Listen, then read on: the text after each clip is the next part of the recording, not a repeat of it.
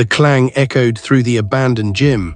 One slow, heavy rep metal hit the floor, then silence, then another lift. I tightened my grip on the camera. My flashlight swept across the dusty weight room. The sound hadn't stopped. Someone was still exercising. That made no sense. This building had been abandoned for almost 3 years.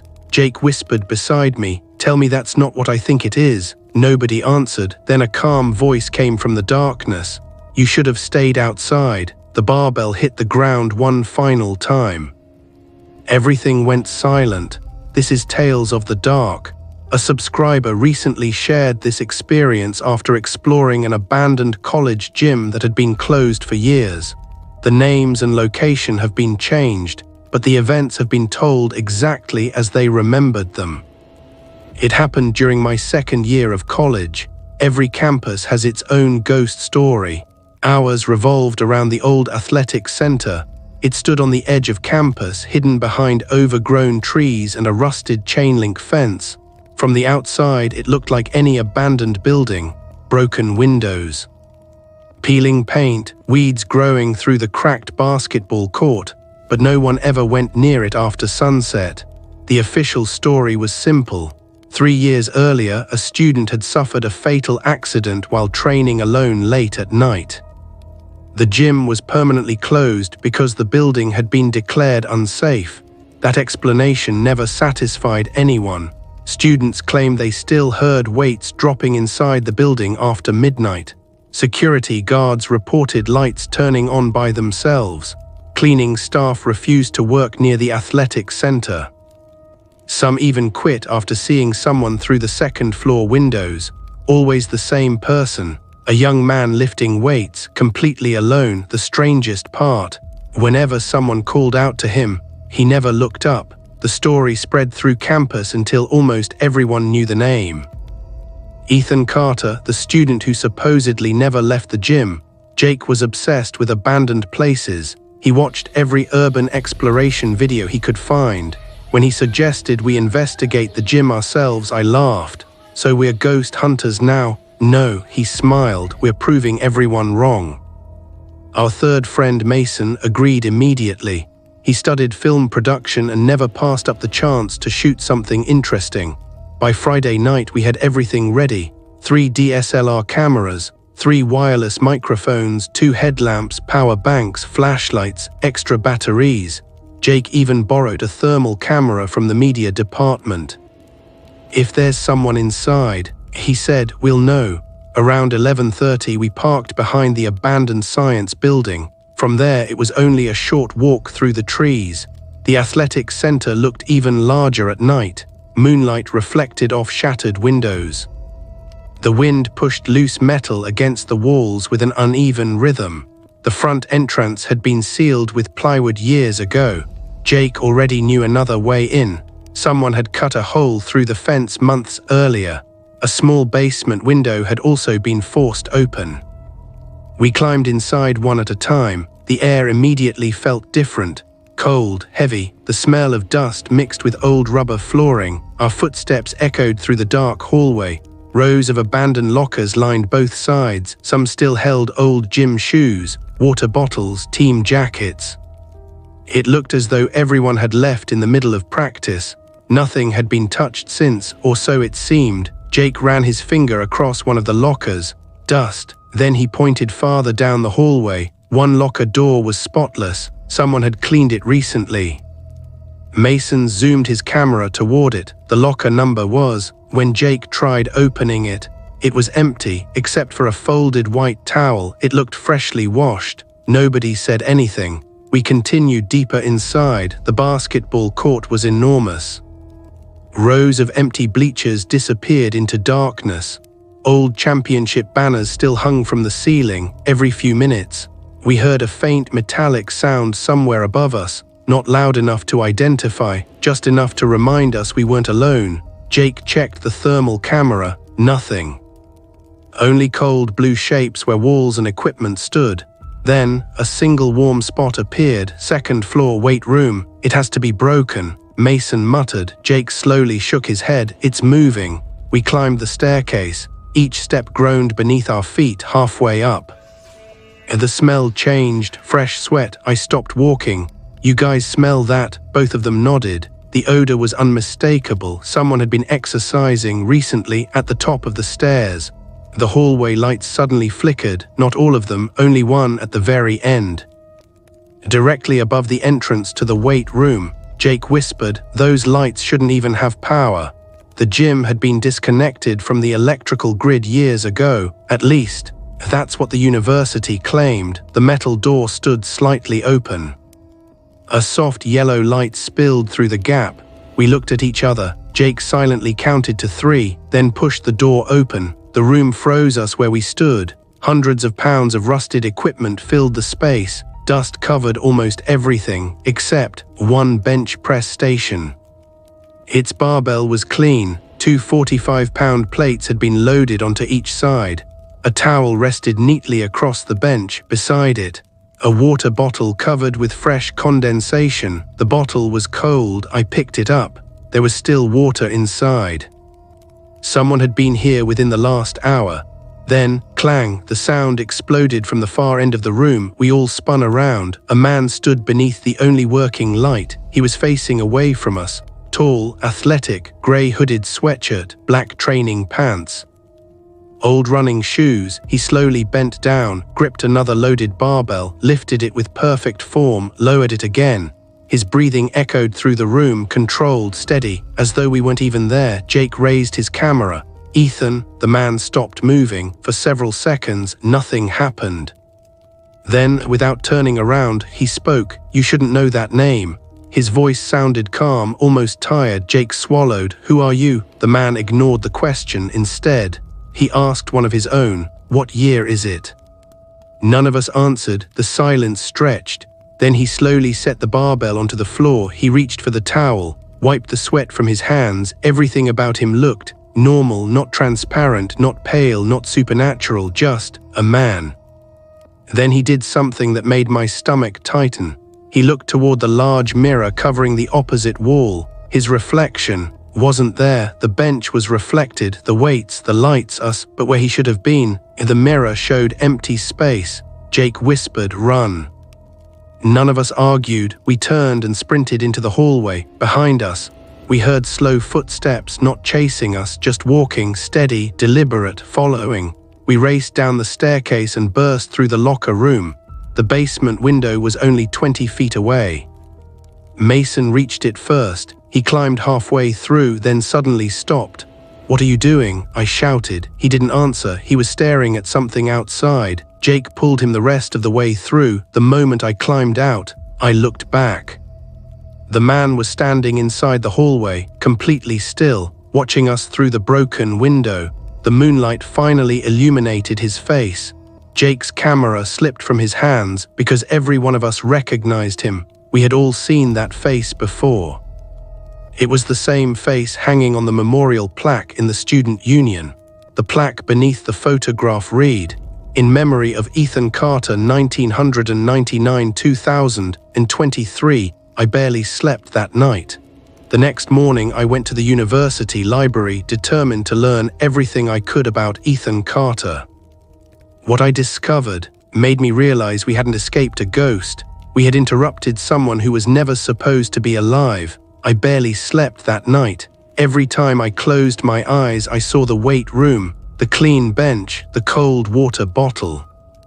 The man lifting weights beneath the single working light. And most of all, his face, the same face from the memorial plaque, the same face the university claimed had died 3 years ago. By morning, I was convinced there had to be an explanation. Maybe someone looked like him. Maybe the photograph had been wrong. Maybe we had imagined part of what happened, but deep down, I already knew none of those explanations were true. I skipped class and went straight to the university library. The archives occupied the basement level. Old newspapers, yearbooks, student records, campus publications. If Ethan Carter had died, there would be proof. It didn't take long to find it. 3 years earlier, headline after headline. College athlete killed in gym accident, student dies during late-night training session, athletic center closed indefinitely. Every article repeated the same story. Ethan had been training alone after hours. A weightlifting accident had occurred. By the time emergency services arrived, he was already dead. Case closed. Simple, except none of the articles actually explained what happened. No details, no witnesses.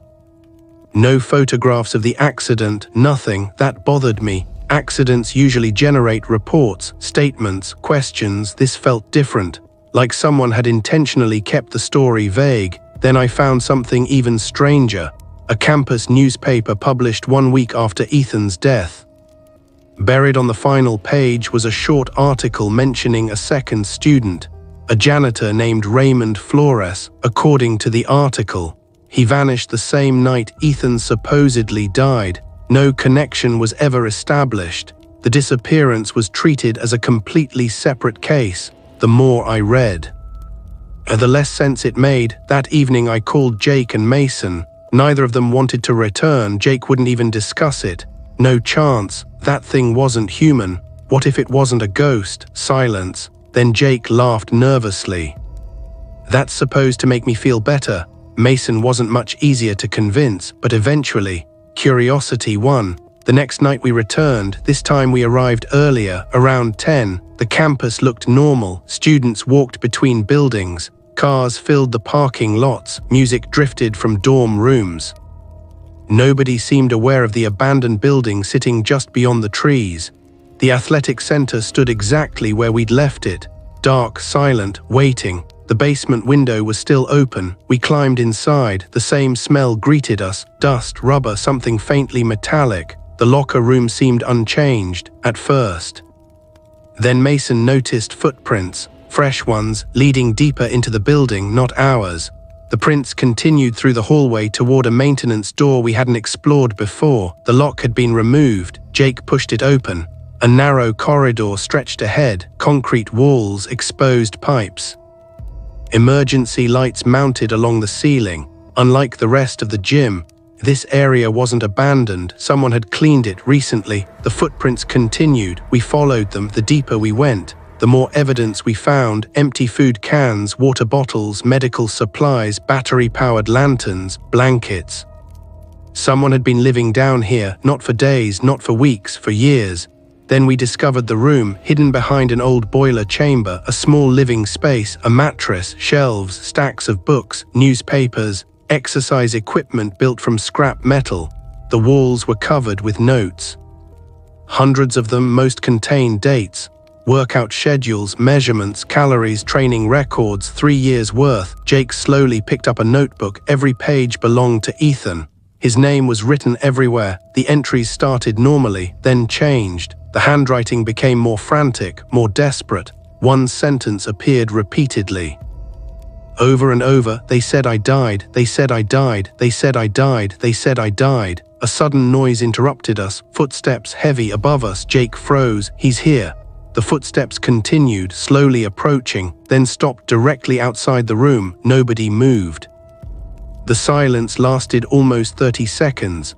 Finally, a voice, calm, tired, "You're back." The doorway filled with a shadow. Ethan stepped inside. No hood this time, no darkness hiding his face, just a man, a living man. He looked older than his photographs, thinner, exhausted, but undeniably real. Jake pointed his flashlight at him. "How are you alive?" Ethan stared at him for a long moment, then quietly asked, "Do you know what happened after I disappeared?" Nobody answered. He sat down on a metal chair. "I didn't die."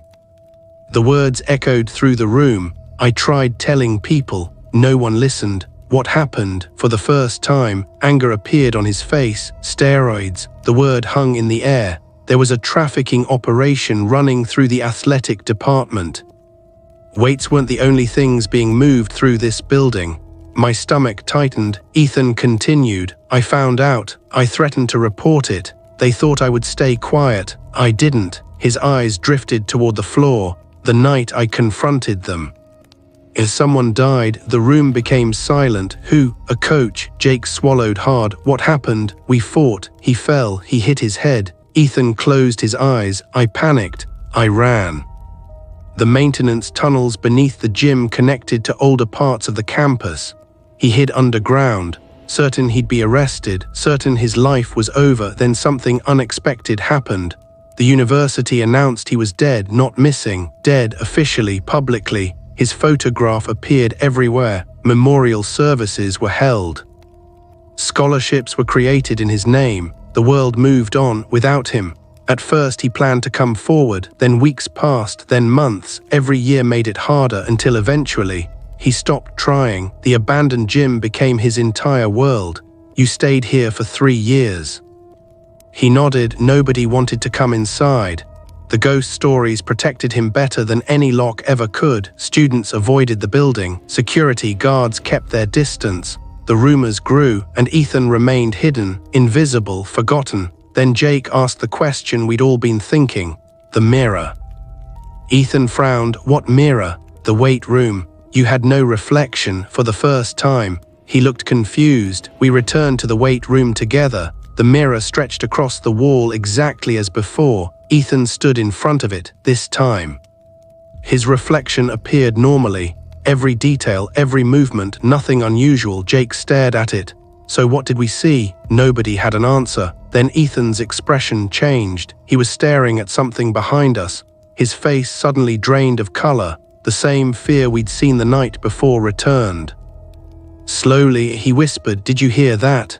A metallic clang echoed from somewhere deeper inside the gym. The exact sound we'd heard the previous night. One slow repetition, then another. The 4 of us looked at each other. The sound wasn't coming from the weight room. It was coming from below it. Another clang, then another. Ethan took a step backward. No, his voice trembled. No, what is it? He didn't answer. Instead, he grabbed his flashlight and ran. We followed down the maintenance corridor, past the boiler room, toward a rusted steel door hidden beneath the building. Ethan reached it first. The door stood slightly open. His hands began shaking. I locked this. The clang echoed again from the darkness beyond. Then, another sound, breathing, not one person, several, slow, heavy. Like a room full of exhausted athletes, Ethan backed away. "What is this place?" I asked. He stared into the darkness. "I thought they sealed it." "Who?" "The people who worked here before me." A figure slowly emerged from the black corridor, then another, then another. Men wearing old college training uniforms, their faces pale, expressionless, silent. Some uniforms looked decades old, others newer. Their eyes never left Ethan. Jake whispered, "We need to leave." Nobody argued. We ran. The footsteps followed, not fast, just steady, always behind us. By the time we reached the basement window, the sounds had nearly caught up. Ethan stopped for the first time in 3 years. He looked toward the outside world. Moonlight illuminated the campus. Students walked in the distance. Cars passed on the road. Life continued. Without him, he smiled sadly, then looked back toward the darkness. "They finally found me." "What are you talking about?" He didn't answer. Instead, he stepped back into the gym. "Ethan," he shook his head. "They've been waiting longer than I have." Then he disappeared into the darkness. We never saw him again. Police searched the athletic center the following morning. They found the hidden room, the notebooks, the supplies, everything, proof that someone had lived there. But Ethan Carter was gone. No footprints, no fingerprints, no body, nothing. The university refused to comment. A month later, demolition crews arrived. The old gym was torn down. Most students forgot about it within weeks, but sometimes, late at night, security cameras near the construction site still record movement. A young man jogging through the empty lot, stopping exactly where the weight room once stood, then vanishing before the footage can focus. Officially, the athletic center no longer exists. Unofficially, some students still hear weights hitting the floor after midnight, one slow rep, then another. As though someone's workout never ended. If you are brave enough to hear more nightmares, subscribe to Tales of the Dark, and if you have your own terrifying experience, leave it in the comments or send your story by email. Maybe your nightmare will become the next story told here.